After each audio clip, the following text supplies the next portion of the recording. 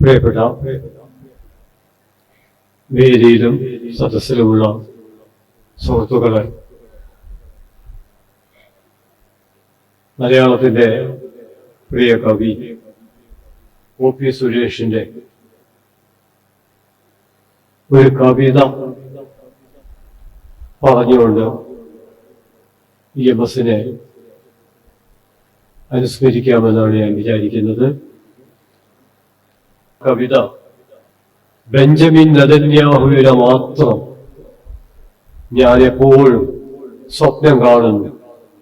Benjamin നെതന്യാഹുവിനെ മാത്രം ഞാൻ എപ്പോഴും സ്വപ്നം കാണുന്നു. മാർട്ടിൻ ലൂതർ കിങ്ങിനെയോ എബ്രഹാം ലിങ്കണെയോ ലെനിനെയോ ഹോജിമിനെയോ കാസ്ട്രയെയോ മണ്ടേലയെയോ എന്തിനു നെഹ്റുവിനെ പോലും ഞാൻ ഇതുവരെ ഉറക്കത്തിൽ കണ്ടിട്ടില്ല. ബെഞ്ചമിൻ നെതന്യാഹുവിനെ മാത്രം ഞാൻ എപ്പോഴും സ്വപ്നം കാണുന്നു.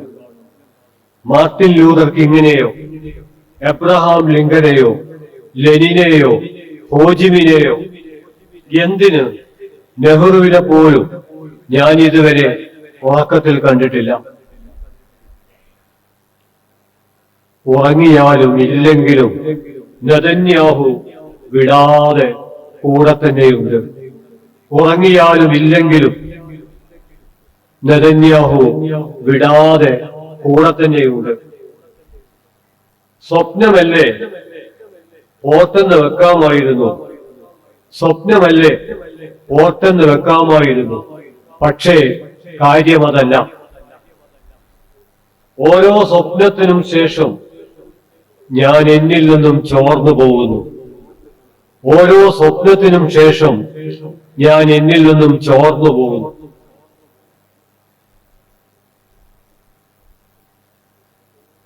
തുടർച്ചയായി കണ്ട് ഞാൻ ഏതാണ്ട് ഇല്ലാതായെന്ന് തന്നെ പറയാം.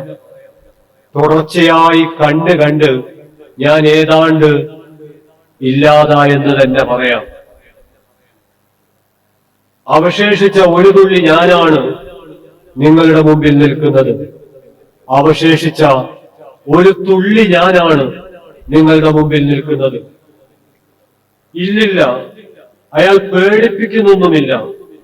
ഗാന്ധിയേക്കാൾ സൗമ്യമാണ് മുഖം, ബുദ്ധനേക്കാൾ ശാന്തം, കരുണാകാരം കണ്ണുകൾ. പക്ഷേ ഇടയ്ക്കിടെ വായ തുറക്കും. അപ്പോൾ മിസൈലുകൾ തുരുതുരാ ചീറും. തീയും പുകയും നിറഞ്ഞ് ശ്വാസം മുട്ടും. നിലവിളികൾ നിയന്ത്രണം വിട്ട് സ്വപ്നമാകെ ആടി ഉലയും. വിശന്നൊട്ടിയ വയറുകളിൽ നിറച്ചൊഴിച്ച തോക്കിന്റെ ഉന്നം എന്റെ തൊണ്ടയിലും കുരുങ്ങുന്നു. പ്രാണൻ പിടയുന്ന കുഞ്ഞു പുഞ്ചിരികൾ ഭൂമിയെ തുണ്ടം തുണ്ടമായി പിളർത്തുന്നു. ഞാൻ ആഴങ്ങളിലേക്ക് നിലതെറ്റുന്നു. വിറങ്ങലിച്ച ശരീരങ്ങളിൽ തൂങ്ങി നിൽക്കുന്നു. ഉറങ്ങാനോ ഉണരാനോ വയ്യാതെ ശവക്കൂന എരിയുന്നു. സ്വപ്നങ്ങളാണ് ഈ ലോകം സൃഷ്ടിച്ചതെന്ന് ഞാനും പാടി നടന്നിട്ടുണ്ട്. നിങ്ങൾ ഈ ലോകത്തിൽ ഇല്ലായിരുന്നെങ്കിൽ എന്ന പാട്ടിൽ കൂറുകൂട്ടിയിട്ടുണ്ട്. മനുഷ്യർ മാഞ്ഞു പോകുന്നതിന്റെ നിരാലംബ മൗനം മാത്രം ഇപ്പോൾ എന്റെ സ്വപ്നങ്ങളിൽ ഒച്ച വെക്കുന്നു. പേടിപ്പെടുത്തുന്ന വിജനത മാത്രം ഓർമ്മകളിൽ നിറയുന്നു. എനിക്കിനി സ്വപ്നങ്ങൾ വേണ്ട. ഈ വേട്ടമൃഗങ്ങളിൽ നിന്ന് കുഞ്ഞുങ്ങളെയെങ്കിലും രക്ഷിക്കണം ഡോക്ടർ. കുനിഞ്ഞിരുന്ന് കുറിപ്പടി എഴുതി സമയാസമയം കഴിക്കൂ എന്ന് മരുന്ന് നീട്ടിയത് നെതന്യാഹു. പേടിച്ച് പുറത്തേക്ക് ഓടുമ്പോൾ ഗേറ്റടയ്ക്കാൻ നെതന്യാഹു. തെരുവിലൂടെ അതാ നെതന്യാഹു നയിക്കുന്ന നെതന്യാഹുമാരുടെ വമ്പൻ റാലി. ദൈവമേ എന്നലറി വിലപിക്കുന്ന ഉള്ളുമുറിഞ്ഞ നിസ്സഹായതയ്ക്ക് മേൽ ആകാശം ഒരു പടുകൂറ്റൻ ബെഞ്ചമിൻ നെതന്യാഹുവായി നിവർന്നു.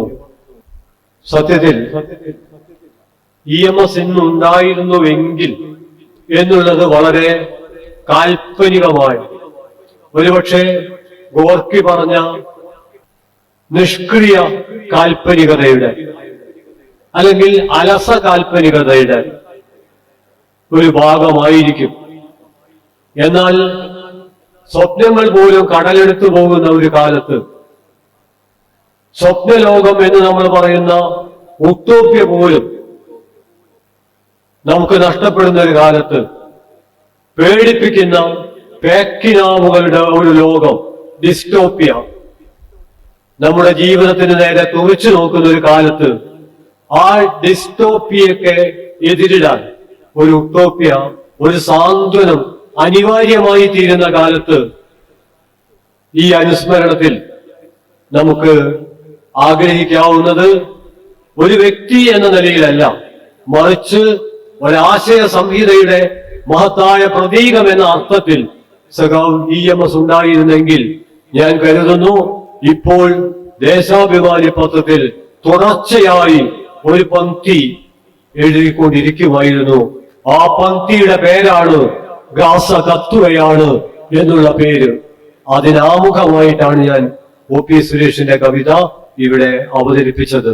നെതന്യാഹു മാത്രം നിറഞ്ഞു നിൽക്കുന്ന ഒരു ലോകം, നമ്മുടെ കൺമുമ്പിൽ വെച്ച് ഒരു രാഷ്ട്രം കത്തിച്ചാരമാവുമ്പോൾ ഐക്യരാഷ്ട്രസഭ ഉൾപ്പെടെയുള്ള സംഘടനകൾ നോക്കുകുത്തികളാകുമ്പോൾ ലോകം നെതന്യാഹുവിന്റെ മുമ്പിൽ നിസ്സഹായമായി നിൽക്കുമ്പോൾ ആ നിൽപ്പിൽ മലയാളത്തിന്റെ പ്രിയ എഴുത്തുകാരൻ ടി പത്മനാഭൻ ഗസ്സ നിലവിളിക്കുന്നു എന്ന പേരിൽ എഴുതിയ ഒരു കഥ കൂടി നമുക്ക് ഓർമ്മിക്കാവുന്നതാണ്. ഞാൻ വിചാരിക്കുന്നത് ഈ ഖത്തർ ഓഡിറ്റോറിയത്തിൽ നിന്ന് സംസാരിക്കുമ്പോൾ അതിനൊരു പ്രത്യേകതയുണ്ട്. ആ പ്രത്യേകത എന്ന് പറയുന്നത് ഇതാണ് നമ്മുടെ ജനകീയ ദേശീയതയുടെ സിംബൽ.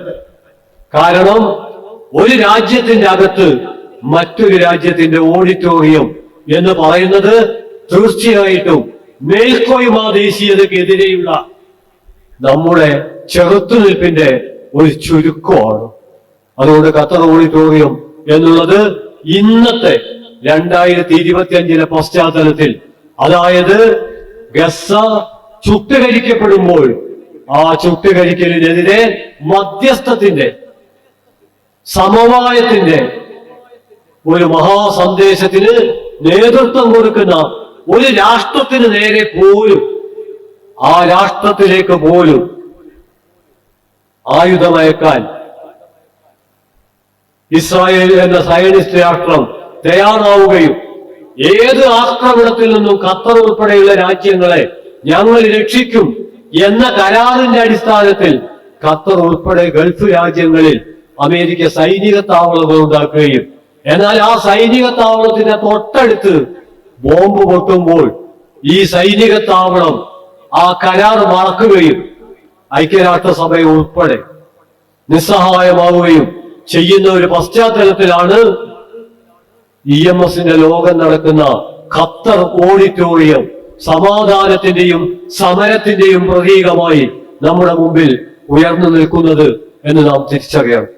ഞാൻ പറയാൻ ശ്രമിക്കുന്നത്, ഇന്ന് ടി പത്മനാഭന്റെ ഖസയിലെ കുട്ടികൾ എന്ന കഥ നമ്മൾ വായിക്കുമ്പോൾ ആ കഥയുടെ ചുരുക്കം ഇതാണ്. അദ്ദേഹം ഒരു സർവകലാശാലയിൽ ഒരു പ്രഭാഷണം നടത്താൻ വേണ്ടി ചെല്ലുകയാണ്. അവിടുത്തെ വിഷയം പുതിയ സാഹിത്യത്തിൽ യന്ത്ര നിർമ്മിതിക്കുള്ള പങ്ക്, ആർട്ടിഫിഷ്യൽ ഇന്റലിജൻസിനുള്ള പങ്ക് എന്നതാണ് വിഷയം. അദ്ദേഹം കുറെ നേരം ആലോചിച്ചു. എന്നിട്ട് അദ്ദേഹം ആ പ്രസംഗം തുടങ്ങി. ആ പ്രസംഗം തുടങ്ങിയത് ഇങ്ങനെയാണ്: ഞാൻ ആ നിലവിളി കേൾക്കുന്നുണ്ട്. ശ്രദ്ധിച്ചാൽ നിങ്ങൾക്കും ആ നിലവിളി കേൾക്കാൻ കഴിയും. അവർ കുട്ടികളല്ലേ, കൊച്ചു കുട്ടികളല്ലേ. ഇടിച്ചു പൊളിക്കപ്പെട്ട കെട്ടിടങ്ങളുടെ ഇടയിൽ നിന്ന് ആകാശത്തിലേക്ക് കൈകൾ ഉയർത്തി അവർ ഭക്ഷണം പ്രതീക്ഷിച്ചുകൊണ്ട് കരയുകയാണ്. പക്ഷേ വിമാനത്തിൽ നിന്ന് വീണത് ഭക്ഷണപ്പൊതികളല്ല, ബോംബാണ്, മിസൈലാണ്. അവർ പൊട്ടിച്ചിതറുകയാണ്, അവർ മരിച്ചു വീഴുകയാണ്, അല്ല, അവരെ കൊല്ലുകയാണ്. നിങ്ങൾ ആ കരച്ചിൽ കേൾക്കുന്നില്ലേ? അവർ കൊച്ചു കുട്ടികളല്ലേ എന്ന് സാഹിത്യത്തിലെ പുതുപ്രവണതകളെ കുറിച്ച് സംസാരിക്കാൻ ആവശ്യപ്പെട്ടപ്പോ ആ സർവകലാശാല കോമ്പൗണ്ടിൽ ടി പത്മനാഭൻ നടത്തിയ പ്രസംഗം അല്ലെങ്കിൽ അദ്ദേഹത്തിന്റെ കഥയിൽ ഞാൻ പറയുന്നത്, ഇന്ന് നമ്മൾ എന്തിനെ കുറിച്ച് ആലോചിക്കുമ്പോഴും എങ്ങനെ ആലോചിക്കുമ്പോഴും ആ ആലോചനയിലേക്ക് അനിവാര്യമായും കടന്നു വരേണ്ട ഒന്നാണ് സത്യത്തിൽ ഗസ.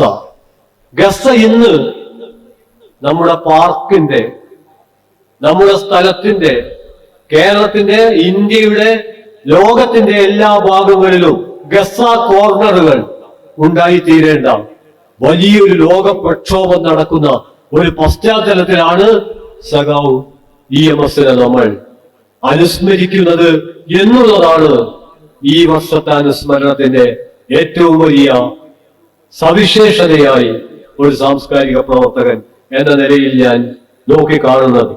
EMS കുറിച്ച് പറയുമ്പോൾ നമുക്ക് ഓർമ്മിക്കാവുന്ന ഒരു കാര്യം, ലോകത്തിന്റെ ഏത് ഭാഗത്ത് എന്ത് സംഭവിക്കുമ്പോഴും അതിനോട് തത്സമയം പ്രതികരിച്ച, ആ പ്രതികരണത്തെ ജനായത്തത്തിന്റെ വീറും വീര്യവും വിസ്മയവുമാക്കി രൂപാന്തരപ്പെടുത്തിയ ഒരു അതുല്യ പ്രക്ഷോഭ പ്രതിഭയായിരുന്നു സഖാവ് EMS.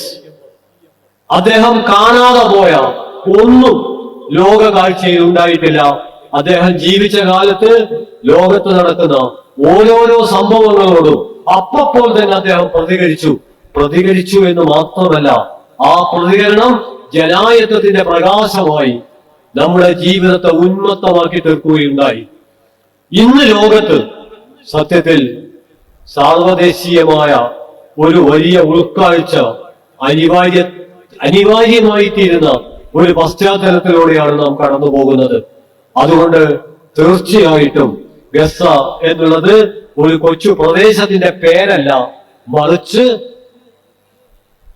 സമാനതകളില്ലാത്ത പീഡനത്തിന്റെ, അതോടൊപ്പം തന്നെ സമാനതകളില്ലാത്ത ചെറുത്തുനിൽപ്പിന്റെയും ഭാഗമാണ്. അതുകൊണ്ട് EMSനെ കുറിച്ചുള്ള നമ്മുടെ ആലോചന, അനുസ്മരണം സമകാലീനമായ അവസ്ഥയിൽ നിന്ന് ആരംഭിക്കുമ്പോൾ ഞാൻ ആദ്യം പരാമർശിച്ചത് ഒരു സാർവദേശീയ അനുഭവമാണെങ്കിൽ സമകാല ഇന്ത്യൻ അവസ്ഥ എന്താണ്? അതാണ് രണ്ടാമത്തെ പ്രശ്നം. നമുക്കറിയാം, ഗസ ഉൾപ്പെടെ ലോകത്തിലെങ്ങുമുള്ള ജനായത്തത്തിന്, മതനിരപേക്ഷതക്ക്, മാനവികതക്ക് തീ കൊടുക്കാൻ നിങ്ങളുടെയും എന്റെയും നമ്മുടെ രാഷ്ട്രം ഇന്ധനം നൽകുന്ന ഒരു കാലത്താണ് നമ്മൾ EMSനെ ഓർക്കുന്നത്.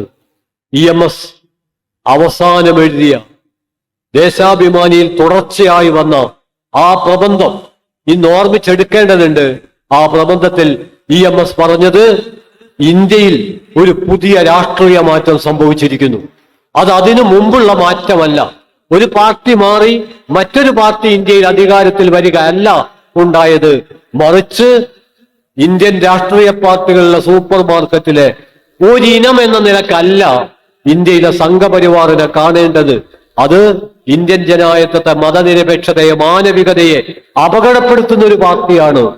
അതുകൊണ്ട് അതിനെതിരെ ഗാന്ധിയന്മാരും മാർക്സിസ്റ്റുകളും അടക്കമുള്ള എല്ലാവരും യോജിച്ച വിപുലമായ ഒരു കൂട്ടായ്മയാണ് അനിവാര്യമായിട്ടുള്ളത് എന്നെഴുതി ആ ദേശാഭിമാനി പ്രബന്ധത്തിന്റെ അവസാനം ഒരു വാക്കുണ്ട്, തുടരും.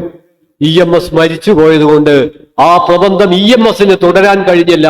പൂർത്തിയാക്കപ്പെടാത്ത ആ പ്രബന്ധത്തിന്റെ പിന്മുറക്കാരാണ് ഇന്ന് ജീവിച്ചിരിക്കുന്ന നിങ്ങളും ഞാനും എന്നുള്ളതാണ് EMSനെ അനുസ്മരിക്കുമ്പോൾ ഏറ്റവും പ്രധാനപ്പെട്ട രണ്ടാമത്തെ കാര്യം.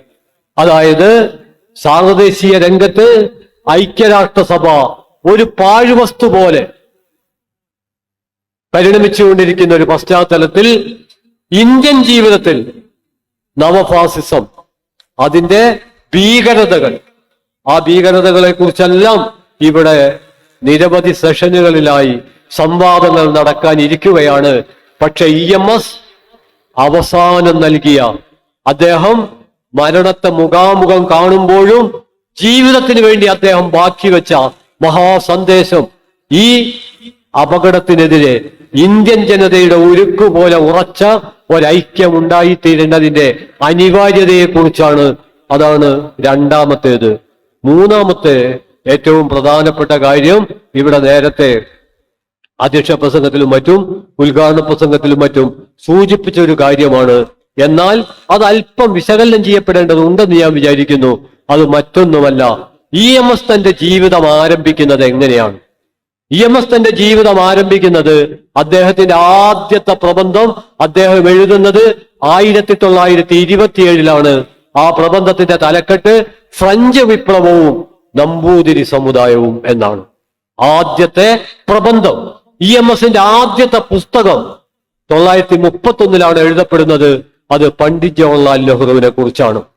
ഇത് മൂന്നാമത്തെ അനുസ്മരണത്തിന്റെ ആധാരമാണ് എന്ന് ഞാൻ വിചാരിക്കുന്നു. കാരണം ഫ്രഞ്ച് വിപ്ലവം എന്ന് പറയുന്നത് നമുക്കെല്ലാവർക്കും അറിയാവുന്നത് പോലെ ആധുനിക ജനായത്ത ബോധ്യത്തിന്റെ മാനിഫെസ്റ്റോയാണ്.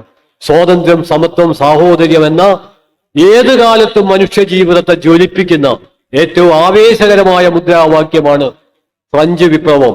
ആ ഫ്രഞ്ച് വിപ്ലവത്തെ നമ്പൂതിരി സമുദായവുമായി എങ്ങനെയാണ് സഖാവ് EMS ബന്ധപ്പെടുത്തിയത് എന്ന് വിശകലനം ചെയ്യുമ്പോൾ ഏറ്റവും പ്രധാനപ്പെട്ട വസ്തുത, EMS അതിനെ നവോത്ഥാനവുമായി ചേർത്ത് വെച്ചുകൊണ്ടാണ് ആലോചിക്കുന്നത്.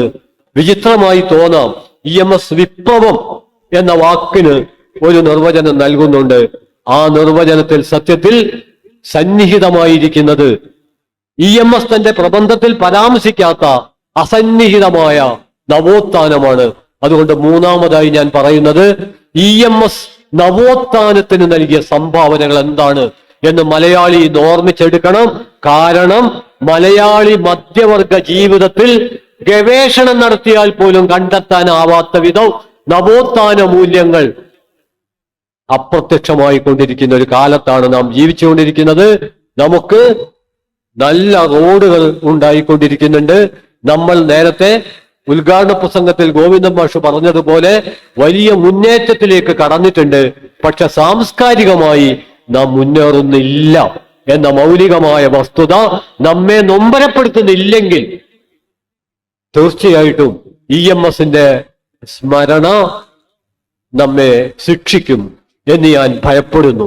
കാരണം EMS മുന്നോട്ട് വെച്ച ഏറ്റവും വലിയ മുദ്രാവാക്യം എന്ന് പറയുന്നത് കേരള നവോത്ഥാനത്തിന് EMS നൽകിയ മഹത്തായ സംഭാവന എന്താണ് എന്ന ചോദ്യത്തിന് നിരവധി ഉത്തരവുണ്ട്. പക്ഷെ അതിൽ ഏറ്റവും പ്രധാനപ്പെട്ട ഉത്തരമായി ഞാൻ കാണുന്നത് യോഗക്ഷേമ സഭയുടെ 34ാം സമ്മേളനത്തിൽ 1944 ഓങ്ങല്ലൂരിൽ വെച്ച് EMS നടത്തിയ ചരിത്രപ്രസിദ്ധമായ പ്രഭാഷണമാണ്. ആ പ്രഭാഷണത്തിന്റെ തലക്കെട്ട് നമ്പൂതിരിയെ മനുഷ്യനാക്കാൻ. അതിൽ അദ്ദേഹം പറയുന്നുണ്ട്, നമ്പൂതിരിമാരോടാണ് അദ്ദേഹം പറഞ്ഞത്. പക്ഷെ ഇന്ന് അത് അവിടെ നിൽക്കുന്നില്ല. അദ്ദേഹം പറയുന്നുണ്ട്, നമ്പൂതിരിമാർ ഇപ്പോൾ ജീവിക്കുന്നത്. എനിക്ക് ഏറ്റവും അത്ഭുതകരമായി തോന്നിയത് EMS സംസാരിക്കുമ്പോൾ, EMS എഴുതുമ്പോൾ മാർക്സ്, ലെനിൻ, സ്റ്റാലിൻ ഇവരെയൊക്കെ നിരന്തരമായി അദ്ദേഹം തന്റെ പ്രബന്ധങ്ങളിൽ എടുത്തു ചേർക്കാറുണ്ട്.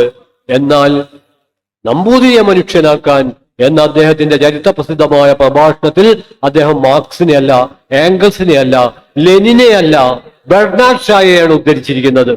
ബെർണാഡ് ഷായുടെ ഒരൊറ്റ പ്രയോഗമാണ് ആ പ്രയോഗം, ആ പ്രഭാഷണത്തിന്റെ ന്യൂക്ലിയസ് ആണെന്നാണ് ഞാൻ വിചാരിക്കുന്നത്. അതിങ്ങനെയാണ്: ഒരു ജോലിയും ചെയ്യാതെ ഒരാൾ ജീവിക്കാൻ തിരഞ്ഞെടുക്കുന്ന സ്ഥലത്തിന്റെ പേരാണ് നരകം. ഒരു ജോലിയും ചെയ്യാതെ പരാന്നബുക്കായി ഒരാൾ ജീവിക്കാൻ തിരഞ്ഞെടുക്കുന്ന സ്ഥലത്തിന്റെ പേരാണ് നരകം എന്ന ബെർണാഡ് ഷായുടെ വാക്കുകൾ യോഗക്ഷേമ സഭയുടെ ജമ്മിമാർ തിങ്ങി നിറഞ്ഞു നിൽക്കുന്ന സദസ്സിൽ EMS ഉദ്ധരിച്ചത്, നിങ്ങൾ, അതായത് ഈ ബ്രാഹ്മണ സമൂഹം വാരത്തിനും പൂരത്തിനും നടന്ന് പരാന്നബുക്കുകളായി ജീവിക്കുകയാണ്. അങ്ങനെയാണെങ്കിൽ നിങ്ങൾ ഒരു ജോലിയും ചെയ്യുന്നില്ല, അതുകൊണ്ട് നിങ്ങൾ നരകത്തിന്റെ നടുവിലാണ് എന്ന് അവരെ ഓർമ്മിപ്പിക്കുകയും ഇവിടുത്തെ അടിസ്ഥാന ജനതയുടെ, ദളിത് ജനതയുടെ ജീവിതത്തെ മാതൃകയാക്കി ചൂണ്ടിക്കാണിച്ചുകൊണ്ട് അവർ പാടത്ത് പണിക്ക് പോകും, പണിയില്ലെങ്കിൽ പട്ടിണി കിടക്കും, പട്ടിണി കിടന്നിട്ടും ജോലിയില്ലെങ്കിൽ അവർ പിച്ചതണ്ടും, എന്നിട്ടും അവർ ആത്മാഭിമാനത്തോടെ ജീവിക്കും. അവരുടെ സ്ത്രീ പുരുഷന്മാർ ഒരുമിച്ചാണ് പാടത്ത് ജോലി ചെയ്യുന്നത്. അവർ തമ്മിൽ ഇഷ്ടമാകുന്നിടത്തോളം അവർ ഒരുമിച്ച് നിൽക്കും. ഇഷ്ടമായില്ലെങ്കിൽ അവർ പിരിയും. ഇതൊക്കെയാണ് അവരുടെ ജീവിതത്തിന്റെ മറ്റൊരർത്ഥത്തിൽ പറഞ്ഞാൽ 44-ലെ EMSന്റെ ഓങ്ങല്ലൂർ പ്രസംഗം മാത്രം കേരളത്തിലെ മധ്യവർഗ മലയാളികൾ ആവർത്തിച്ച് വായിക്കുകയും അതിലടങ്ങിയ മൗലികമായ കാഴ്ചപ്പാട് ഒറ്റ വാചകത്തിൽ ഒതുക്കി പറഞ്ഞാൽ നമ്മുടെ സംസ്കാരത്തിന്റെ മാതൃക എന്താവണം, എന്താവരുത്, ഇത് രണ്ടും ആ പ്രഭാഷണത്തിലുണ്ട്. മലയാളി അത് വായിച്ചിട്ടുണ്ട്, പക്ഷേ മനസ്സിൽ ആക്കിയിട്ടില്ല. അത് നമ്മൾ മനസ്സിലാക്കണം. അടിസ്ഥാന ജനതയാണ് നമ്മുടെ സംസ്കാരത്തിന്റെ മാതൃക. അധ്വാനത്തെയാണ് നമ്മൾ ആദരിക്കേണ്ടത്. അധ്വാന മഹത്വത്തെയാണ് നമ്മൾ ആദരിക്കേണ്ടത്. അടിസ്ഥാന ജനതയാണ് നമ്മുടെ സംസ്കാരത്തിന്റെ മാതൃക. എന്നിട്ട് അദ്ദേഹം പറയുന്നുണ്ട്, നമ്പൂതിരിമാരുടെ ആ സദസ്സിലാണല്ലോ പ്രസംഗം, ബ്രാഹ്മണ്യം നിങ്ങളിൽ ഇഴുകിപ്പിടിച്ചിട്ടുള്ളത് കൊണ്ടാണ് നിങ്ങൾ ഇങ്ങനെ മുരടിച്ചു പോയത് എന്ന് അദ്ദേഹം പറയുന്നുണ്ട്. ഇതുമായി പ്രത്യക്ഷ ബന്ധമില്ലെങ്കിലും പരോക്ഷമായി ബന്ധമുള്ള ഒരു പ്രസ്താവന ഞാൻ ചൂണ്ടിക്കാണിക്കാം. അത് വൈക്കം മുഹമ്മദ് ബഷീറിനെ കുറിച്ച് OV വിജയൻ എഴുതിയ ഒരു പ്രബന്ധത്തിലാണ്. ആ OV വിജയൻ എഴുതിയ പ്രബന്ധത്തിൽ അദ്ദേഹം ആ പ്രബന്ധം അവസാനിപ്പിക്കുന്നത്, അശ്ലീല ബ്രാഹ്മണ്യം വിജയിച്ചിട്ടില്ലെങ്കിൽ ബഷീർ ജീവിക്കും. ഒറ്റ വാചകമാണ്, ഞാൻ ആവർത്തിക്കുന്നു, അശ്ലീല ബ്രാഹ്മണ്യം വിജയിച്ചിട്ടില്ലെങ്കിൽ ബഷീർ ജീവിക്കും. എന്താണ് ആ വാക്കിന്റെ അർത്ഥം? ഞാൻ വിചാരിക്കുന്നു 44-ലെ EMSന്റെ നമ്പൂതിരിയെ മനുഷ്യനാക്കാൻ എന്ന പ്രബന്ധത്തിന്റെ ആശയപരമായ തുടർച്ച എന്ന രീതിയിലാണ് ഈ വാക്യത്തെ നാം മനസ്സിലാക്കേണ്ടത്. ഇതേതെങ്കിലും ഒരു ജാതിക്കെതിരല്ല, ഇതേതെങ്കിലും ഒരു മതത്തിനെതിരല്ല, മറിച്ച് അധ്വാന മഹത്വത്തെ പുച്ഛിക്കുന്ന, വ്യാജമായ യോഗ്യതാ നാട്യങ്ങളിൽ അഭിരമിക്കുന്ന നമ്മുടെയൊക്കെ മാനസികാവസ്ഥക്ക് നേരെയാണ് ഒരു വെടിയുണ്ട കണക്കെ EMSന്റെ വാക്കുകൾ ചീറി വരുന്നത് എന്ന് നമ്മൾ മനസ്സിലാക്കണം. EMS തന്റെ ആത്മകഥയിൽ പറയുന്നുണ്ട്, ആ വാക്യം വളരെ പ്രധാനപ്പെട്ടതാണ് എന്ന് ഞാൻ വിചാരിക്കുന്നു. വീർപ്പ് മുട്ടിക്കുന്ന തമ്പുരാൻ അന്തരീക്ഷത്തിൽ നിന്ന് സാധാരണ മനുഷ്യരുടെ ജീവിതത്തിലേക്ക് പുറത്തു കടക്കാനായതാണ് എന്റെ ജീവിതത്തിന്റെ മഹത്തായ ഭാഗ്യം. EMS ഉപയോഗിച്ച വാക്ക് വീർപ്പ് മുട്ടിക്കുന്ന തമ്പുരാൻ അന്തരീക്ഷം. പക്ഷേ നമ്മൾ ഇപ്പോഴും തമ്പുരാൻ കളിയിൽ അഭിരമിക്കുകയും തമ്പുരാനിസത്തിൽ നിന്ന് പാഠം പഠിക്കാൻ ശ്രമിക്കുകയും ചെയ്യുകയാണോ എന്ന് ഒരു ആത്മവിമർശനം നാം നിർവഹിക്കേണ്ടതുണ്ട്. EMS ഉപയോഗിച്ച വാക്ക് വീർപ്പ് മുട്ടിക്കുന്ന തമ്പുരാൻ അന്തരീക്ഷം. EMSനെ തിരുമേനിയെന്നും നാലാം തമ്പുരാനെന്നും ആധുനിക സോമയാജി എന്നും ഒക്കെ ആളുകൾ വിളിച്ചപ്പോൾ ആ വിളിപ്പേരിൽ പുളകം കൊള്ളുകയല്ല. EMS പറഞ്ഞു, ഞാനൊരു കമ്മ്യൂണിസ്റ്റാണ്, അതിലാണ് ഞാൻ അഭിമാനിക്കുന്നത് എന്ന് EMSന് പറയാൻ കഴിഞ്ഞു. എന്നാൽ ഈ 2025 പോലും EMS തീ കൊളുത്തിയ ആ തമ്പുരാനിസത്തിന്റെ അവശിഷ്ടങ്ങൾ പ്രച്ഛന്ന രൂപങ്ങളിൽ നമ്മളെ പൊതിയുകയാണോ എന്ന് നാം ചോദിക്കേണ്ടതുണ്ട്. അതുകൊണ്ട് ഞാൻ സൂചിപ്പിക്കുന്ന മൂന്നാമത്തെ കാര്യം, EMS കേരളീയ നവോത്ഥാനത്തിന് നൽകിയ ഏറ്റവും വലിയ സംഭാവന. ആ സംഭാവനയെ കുറിച്ച് ആലോചിക്കുമ്പോൾ EMS രൂപം കൊണ്ട പിറന്ന ബ്രാഹ്മണ സമൂഹം, ആ ബ്രാഹ്മണ സമൂഹത്തിൽ 1908 യോഗക്ഷേമ സഭ രൂപപ്പെടുന്നത്.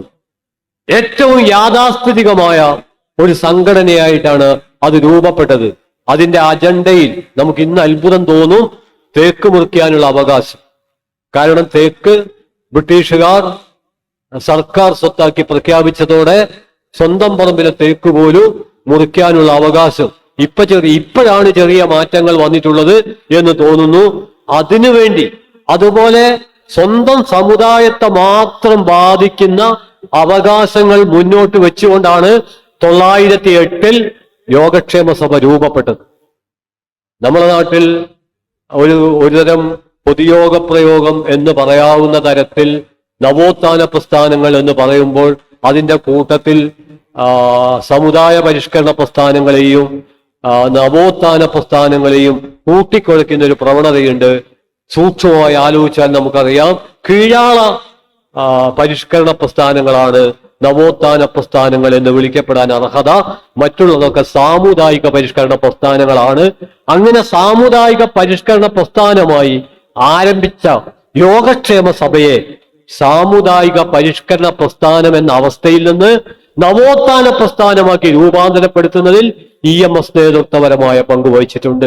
EMS ഒറ്റക്കല്ല, VT Bhattathiripad, Premji, ആര്യാപള്ളം, ICP ഉൾപ്പെടെ അതിന്റെ ഒരു ചരിത്രം 2 വാചകത്തിൽ ഞാൻ സംക്ഷിപ്തമായി പറയുന്നത്, ഇന്ന് കേരളീയ നവോത്ഥാനത്തിന്റെ അവസ്ഥ എന്താണ്?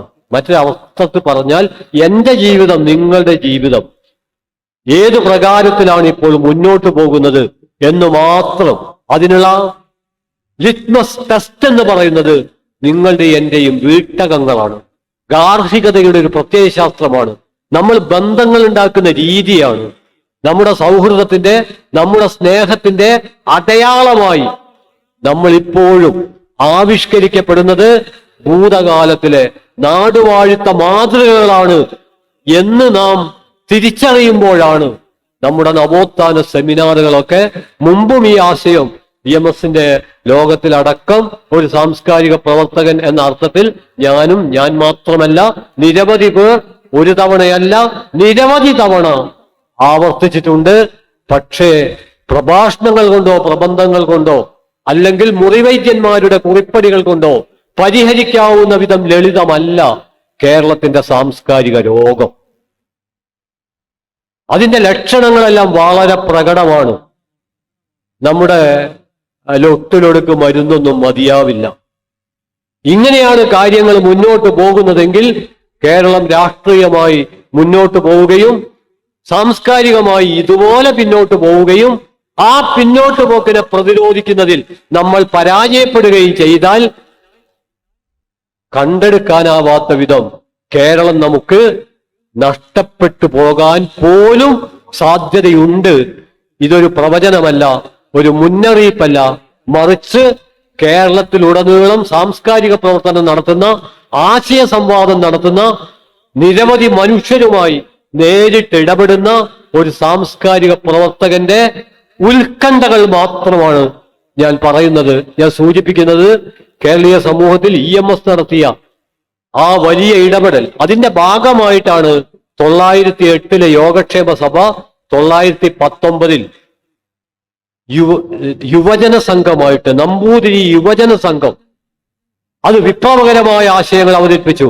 അതിന്റെ തുടർച്ചയിലാണ് 925 ആഭിജാത്യ ധ്വംസന സഭ, 925 ആഭിജാത്യ ധ്വംസന സഭ, 2025 ആഭിജാത്യ ആഘോഷിക്കാനുള്ള പ്രവണതകൾ. ഭവത്രാതൻ, മുത്തിരിങ്ങോട്ട് ഭവത്രാതൻ നമ്പൂതിരിപ്പാടിന്റെ അപ്പന്റെ മകൾ എന്ന നോവലിന് ആമുഖമെഴുതാൻ അദ്ദേഹം കണ്ടെത്തിയത് അന്ന് നന്നേ ചെറുപ്പമായിരുന്ന EMSനെ ആയിരുന്നു. ആ നോവലിൽ ഒരു വാചകമുണ്ട്, ആഭിജാത്യം എന്നാൽ അധപ്പതനമാണ്. ശരീരത്തിൽ തൊട്ട്, മനസ്സിൽ തൊട്ട്, മസ്തിഷ്കത്തിൽ തൊട്ട് നമുക്ക് ഈ വാക്യം 2025 അതുപോലെ ആവർത്തിക്കാനാവുമോ? പല പ്രകാരേണ ആഭിജാത്യം നമ്മുടെ ജീവിതത്തെ ആശ്ലേഷിച്ചുകൊണ്ടിരിക്കുകയാണ്. അതുകൊണ്ട് സൂചിപ്പിക്കുന്നത് 919 നമ്പൂതിരി യുവജന സംഘം സമുദായ പരിഷ്കരണം എന്ന അവസ്ഥയിൽ നിന്ന് ഒരു നവോത്ഥാന പ്രസ്ഥാനമായി 925 അത് ആഭിജാത്യ ധ്വംസന സഭയായി. 930കളിൽ അന്തർജന സമാജം, സ്ത്രീകളുടെ വമ്പിച്ച മുന്നേറ്റം, ആ മുന്നേറ്റത്തിന്റെ തുടർച്ചയിലാണ് തൊഴിൽ കേന്ദ്രം പോലുള്ള നാടകങ്ങൾ ഉണ്ടാവുന്നത്. ഇത്രയും ഞാൻ ചുരുക്കി പറയുന്നത്.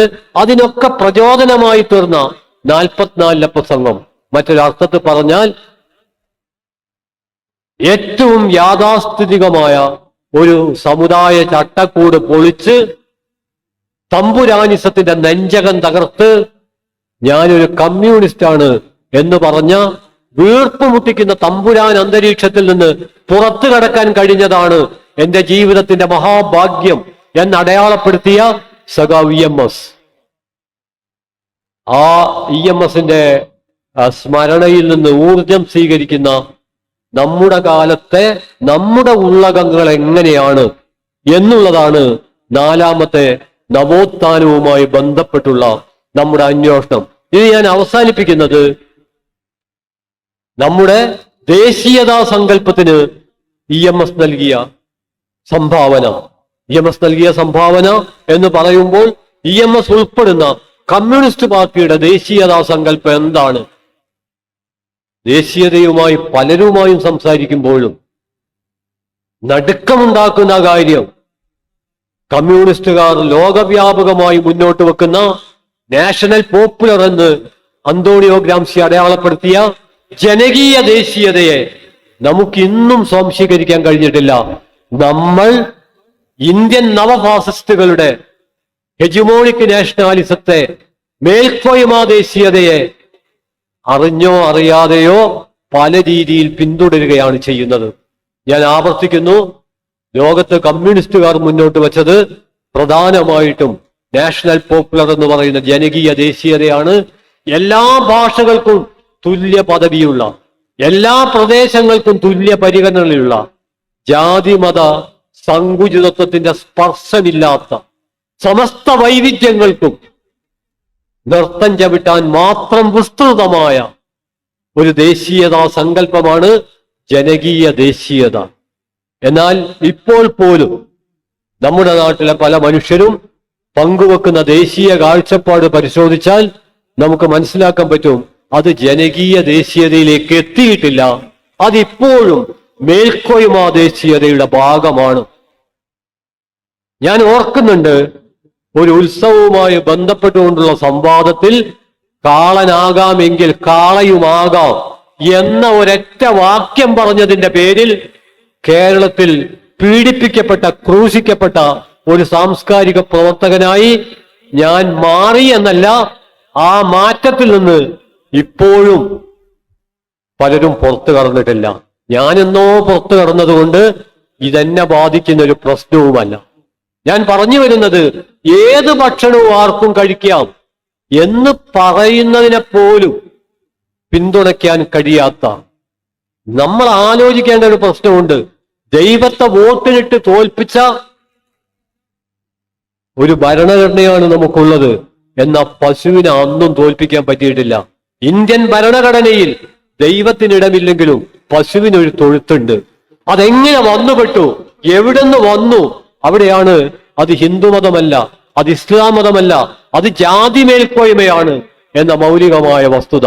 അതുകൊണ്ട് ഇന്ത്യൻ നവഭാസത്തിന്റെ മേൽക്കോയ്മ ദേശീയതയുടെ ന്യൂക്ലിയസ് എന്ന് പറയുന്നത് ജാതി മേൽക്കോയ്മയാണ്. അതിന് ഒരു മതവുമായിട്ടും ബന്ധവുമില്ല. ജാതി മേൽക്കോയ്മ എന്ന് പറയുന്നത് അധികാരത്തിന്റെ ഒരു തത്വസംഹിതയാണ്. അതുകൊണ്ടാണ് അംബേദ്കർ ഇതിഹാസ പുരാണങ്ങളെ, ഭഗവത്ഗീതയെ ഒക്കെ ദ്വിജ സാഹിത്യത്തിൽ, ബ്രാഹ്മണ സാഹിത്യത്തിൽ ഉൾപ്പെടുത്തിയപ്പോഴും അതൊന്നും അദ്ദേഹം ചുട്ടുകരിച്ചില്ല. അതിന് ഭിന്ന വ്യാഖ്യാനങ്ങൾ സാധ്യമാണ്. എന്നാൽ ആ ദ്വിജ സാഹിത്യത്തിൽ ഒന്ന് അദ്ദേഹം ചുട്ടുകരിച്ചു, അത് മനുസ്മൃതിയാണ്. കാരണം അത് ഭഗവത്ഗീതയല്ല, അത് രാമായണമല്ല, അത് മഹാഭാരതമല്ല, അത് ശങ്കരാചാര്യ വേദാന്തമല്ല. അത് അധികാരത്തിന്റെ, ജാതി മേൽക്കോയ്മയുടെ ഭരണഘടനയാണ്. ജാതി മേൽക്കോയ്മയുടെ ഭരണഘടന തീയിട്ട് കരിച്ചിട്ടില്ലെങ്കിൽ ഇന്ത്യക്ക് ഒരു ഭരണഘടന ഉണ്ടാകുമായിരുന്നില്ല. അതുകൊണ്ട് ഇന്ത്യൻ ജീവിതത്തിൽ നമ്മൾ ഉയർത്തിപ്പിടിക്കേണ്ട ഏറ്റവും പ്രധാനപ്പെട്ട കൃതി ഏതാണ് എന്ന് ചോദിച്ചാൽ, ഈ നവഫാസിസ്റ്റ് കാലത്ത് അത് ഇന്ത്യൻ ഭരണഘടനയാണ്. ഇന്ത്യക്കാർ, നമ്മൾ ഇന്ത്യക്കാർ, ജാതിമത സങ്കുചിതത്തിനപ്പുറം നമ്മൾ ഒന്ന് എന്ന് പറയുന്ന ആ ഭരണഘടന ഉയർത്തിപ്പിടിക്കുക എന്നുള്ളത് പരമമായ നമ്മുടെ ദൗത്യമാണ്. ഭരണഘടനക്ക് നിരവധി പരിമിതികളുണ്ട്, അത് സ്വാഭാവികവുമാണ്. കാരണം നിലനിൽക്കുന്ന ഒരു സാമൂഹ്യ ക്രമത്തിന്റെ ഭാഗമായി ആവിഷ്കരിക്കപ്പെട്ടതാണ് ഇന്ത്യൻ ഭരണഘടന. അതിന്റെ പരിമിതികൾ അതിൽ കാണും. എന്നാൽ അതിന്റെ സാധ്യതകളുണ്ട്. ആ സാധ്യതകൾക്ക് കാവൽ നിൽക്കാൻ ചരിത്രപരമായി നിയുക്തരാണ് ഇന്ത്യയിലെ ജനായത്തവാദികൾ. EMS നിരന്തരം അദ്ദേഹത്തിന്റെ ദേശീയ കാഴ്ചപ്പാട്, കമ്മ്യൂണിസ്റ്റ് പാർട്ടിയുടെ ദേശീയ കാഴ്ചപ്പാട്, അതിന്റെ ഭാഗമായിട്ടാണ് ഭവാനി സെൻ നൂതൻ ബംഗ്ല എന്ന പുസ്തകം എഴുതുന്നത്. അതിന്റെ ഭാഗമായിട്ടാണ് സുന്ദരയ്യ വിശാലാന്ധ്ര എന്ന പുസ്തകം എഴുതുന്നത്. അതിന്റെ ഭാഗമായിട്ടാണ് സഖാവീയം കേരളം മലയാളികളുടെ മാതൃഭൂമി എന്ന മഹോന്നതമായ പുസ്തകം എഴുതുന്നത്. കേരളം മലയാളികളുടെ മാതൃഭൂമി. അത് ഏകീകരണത്തിന്റെ, കൃത്രിമമായ ഏകീകരണത്തിന്റെ സകല യുക്തികളെയും ഇടിച്ചു നിരത്തുന്ന ഒരു വലിയ ആശയ സംഹിതയുടെ കരുത്താണ് കേരളം മലയാളികളുടെ മാതൃഭൂമി.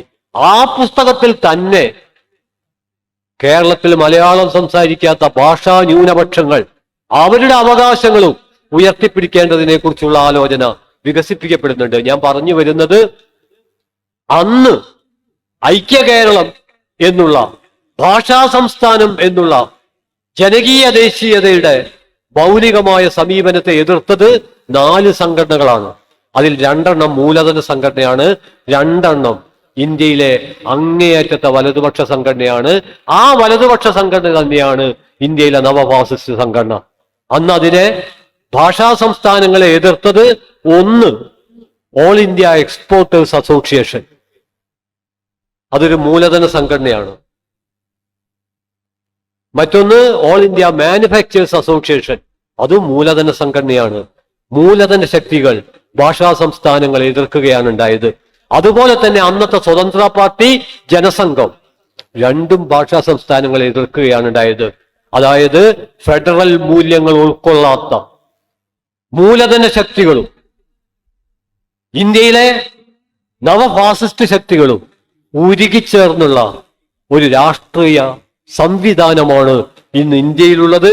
അതിനെതിരെയുള്ള ആശയം, അവിടെയാണ് ഞാൻ അവസാനിപ്പിക്കുന്നത്, അതിനെതിരെയുള്ള മൂർച്ചയുള്ള ആശയങ്ങളാണ് സഖാവ് EMS രൂപപ്പെടുത്തിയെടുത്തത്. സംവാദത്തിന്റെ ആകാശത്തിലെ ഇന്നും ജ്വലിക്കുന്ന സൂര്യനാണ് സഖാവ് EMS. ആശയങ്ങളുടെ ഒരു വലിയ സമുദ്രം അദ്ദേഹം സൃഷ്ടിച്ചു. പ്രത്യേകിച്ചും ഇന്നതിന് പ്രസക്തിയുണ്ട്. നമ്മൾ ആശയമുക്തമായ ഒരവസ്ഥയിലേക്ക് പതുക്കെ മാറിക്കൊണ്ടിരിക്കുകയാണ്. വിപണിവൽക്കരണം എന്ന് പറയുന്നത്, കമ്പോളവൽക്കരണം എന്ന് പറയുന്നത് സത്യത്തിൽ ആശയമുക്തമായ ഒരു ലോകത്തിലേക്കുള്ള പിന്മാറ്റമാണ്. അത്തരമൊരു കാലത്ത് നമ്മുടെ ജീവിതം സംവാദ നിർഭരമാവേണ്ടതുണ്ട്. ആശയങ്ങളുടെ മഹാസമുദ്രത്തിൽ നമ്മൾ നീന്തി തുടിക്കേണ്ടതുണ്ട്. സൗഹൃദത്തിന്റെ, സ്നേഹത്തിന്റെ ബദൽ മാതൃകകൾ നമ്മൾ സൃഷ്ടിക്കേണ്ടതുണ്ട്. അതിനുള്ള ഏറ്റവും ഗംഭീരമായ ശ്രമത്തിന് ഊർജം നൽകാൻ സഖാവ് EMSന്റെ സ്മരണകൾ നമുക്കൊപ്പം ഉണ്ടാവണം എന്ന് നമ്മൾ ആഗ്രഹിച്ചത് കൊണ്ട് മാത്രം കാര്യമില്ല. അദ്ദേഹത്തിന്റെ പേര് നമ്മൾ ഉച്ചരിച്ചത് കൊണ്ട് മാത്രം കാര്യമില്ല. അദ്ദേഹം കടന്നുപോയ ഒരു ആശയ ലോകം, ആ ആശയ ലോകത്തിന് അത് രൂപപ്പെട്ട കാലത്തിന്റെ പരിമിതികൾ ഉണ്ടാകാം. ആ പരിമിതികൾ പരിഹരിക്കാൻ EMSനെ വിമർശിച്ചിട്ടുണ്ടെങ്കിൽ EMSനെയും വിമർശിക്കാൻ നമ്മുടെ കാലത്ത് ജനായത്ത ശക്തികൾക്ക് അവകാശമുണ്ട് എന്ന് നമ്മൾ തിരിച്ചറിയണം.